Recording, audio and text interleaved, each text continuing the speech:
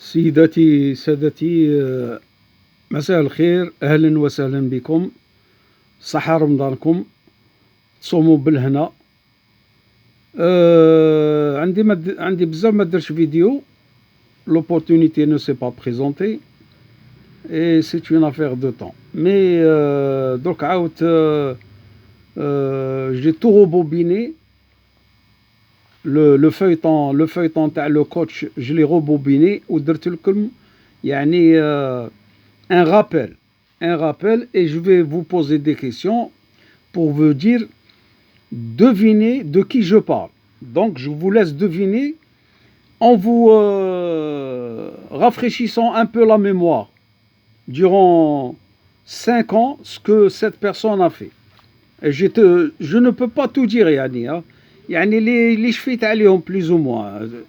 Donc اسمحوا لي, je vais faire ça en français. Donc messieurs, dames,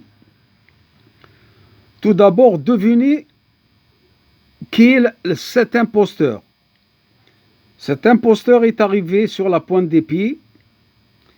Il fut sacré champion d'Afrique juste 7 mois après, en composant avec une équipe laissée par ses précédents, une équipe de très bon niveau qui existait déjà.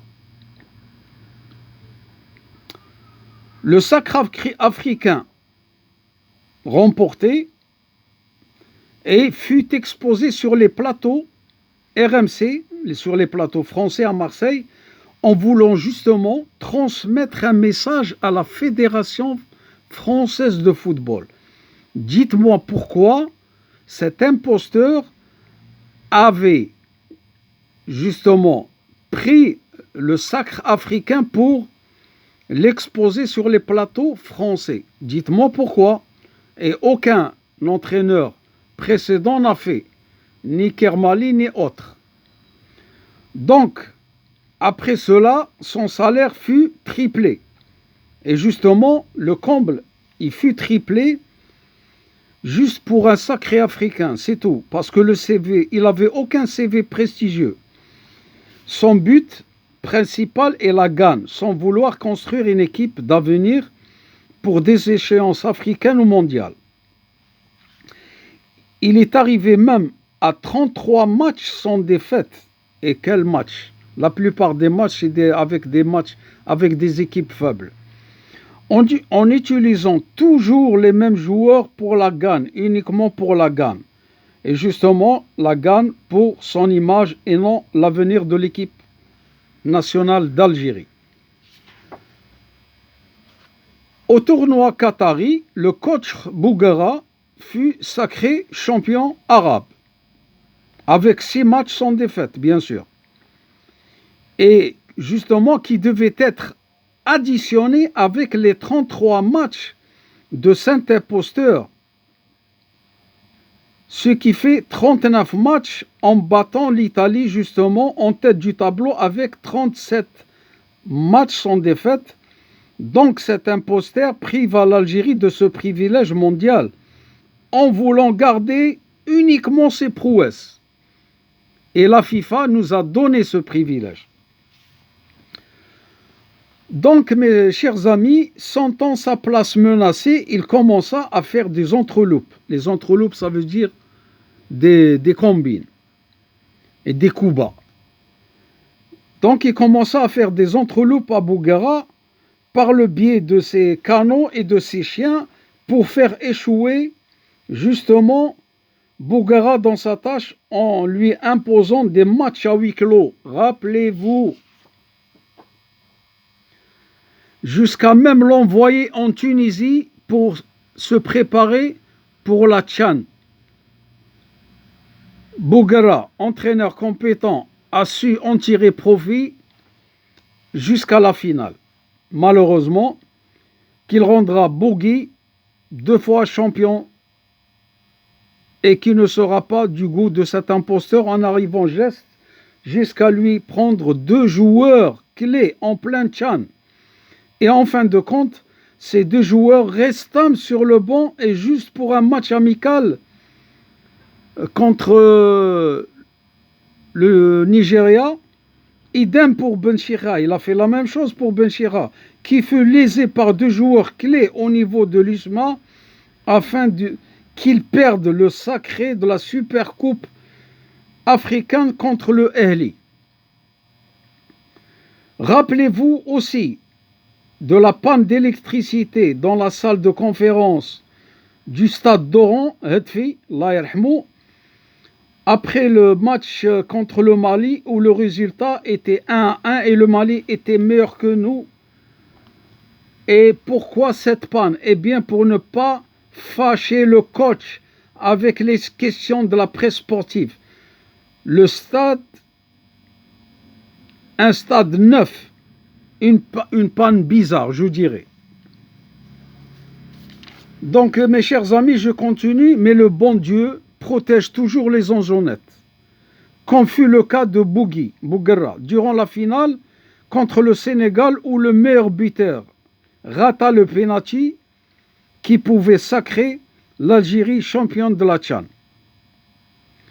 Et cette personne, l'avant-centre qui devait tirer le penalty, l'a tiré d'une façon burlesque, qui vous donne des arrière-pensées, bien sûr, pour préserver justement le poste de cet imposteur en contrepartie pour un départ vers l'Europe.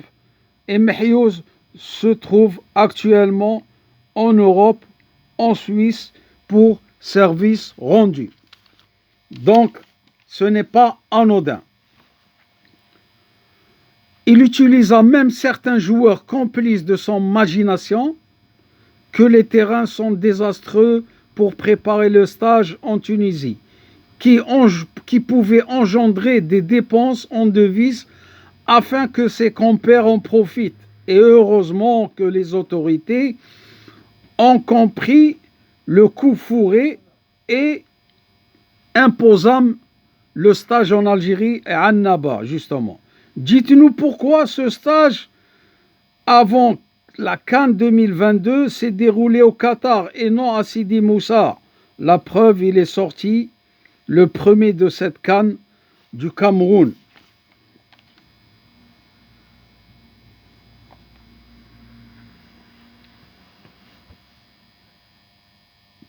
Posez-vous encore la question, pourquoi il gagne que les matchs amicaux et pourquoi les matchs officiels ils trouvent des difficultés. Rappelez-vous comment il a gagné le match contre le Sénégal à Dakar et il perd contre la Mauritanie. Posez-vous la question. La question, n'oubliez pas que Elio Cissé est son ami. Et même le Sénégal joua avec 6 espoirs. Rappelez-vous quand en pleine conférence de presse, il compara un joueur tocard à Benzema. C'était de la rigolade. Il lui donna même 70 minutes de jeu contre le Nigeria pour lui donner un cachet international et le vendre au Qatar. Comment voulez-vous que je ne dis pas que c'est un imposteur? Je dirais que c'est un grand imposteur. Oui, messieurs, dames. Pourquoi la reconduite du contrat fut un contrat sans objectif? Eh bien, cet imposteur, sachant qu'il n'est pas capable de jouer le trouble fait en Afrique, il fera tout avec l'aide de ses canaux pour faire pression sur le Charlot de la FAF de l'époque pour lui signer un contrat sur mesure et dites-vous bien un contrat fin 2026, ce qui veut dire 5 mois après la fin de la Coupe du Monde 2026. Je trouve que c'est une aberration et une grande arnaque envers une fédération consentante de Charlot. La grande désillusion fut en sortant encore une fois de la CAN 2024. En pensant encore utiliser son entreloupe, il se dirigea directement chez lui, sans passer chez son employeur qu'est la fédération, la FAF, comme ses collègues qui avaient signé leur résiliation de contrat en percevant 2 mois de salaire. Mais lui, imposteur comme il est parti sans mots ni excuse envers le peuple, qu'il disait il n'y a pas longtemps qu'il avait un contrat moral, mais pour moi, c'était juste un contrat onéreux, plein de mensonges. En gardant le silence pour mettre une pression supplémentaire, excusez-moi, en gardant le silence pour mettre fin, pour mettre une pression supplémentaire à la FAF, et en laissant le doute et ses chiens aboyer, soit dans les réseaux sociaux et même sur les plateaux télé, pour que les autorités reviennent à de meilleurs sentiments envers lui. Mais il sait pas que les 3 déceptions majeures font de lui l'entraîneur le plus incompétent et le plus roublard de l'histoire du football algérien depuis l'indépendance. Excusez-moi, moi personnellement, je n'oublierai pas le match barrage-retour à Blida où il avait mis une tactique incohérente et jouait avec des joueurs blessés et des postes incompréhensibles, puis fut le scénario du match à rejouer, pour justement cacher l'humiliation et la déception à 45 millions d'Algériens. Oui, messieurs, dames, cet imposteur est sorti comme il est venu maintenant, sur la pointe des pieds, et je pense, et je lui conseillerais de ne plus essayer de revenir un jour en coaché en Algérie, car sa personne est devenue méprisable. Fin de citation, Yal Khawa. J'ai tout dit, et je n'ai pas tout dit encore. J'ai dit ce que j'ai en mémoire, parce qu'il y a beaucoup à dire sur cet imposteur. Donc cet imposteur, il restera dans la poubelle de l'histoire. Fin de citation. Je vous dis maintenant de deviner de qui je parle en faisant des commentaires et dites-moi ce que vous pensez de cette vidéo. Et à bientôt, Inch'Allah, on goulkoum sahaf torkum.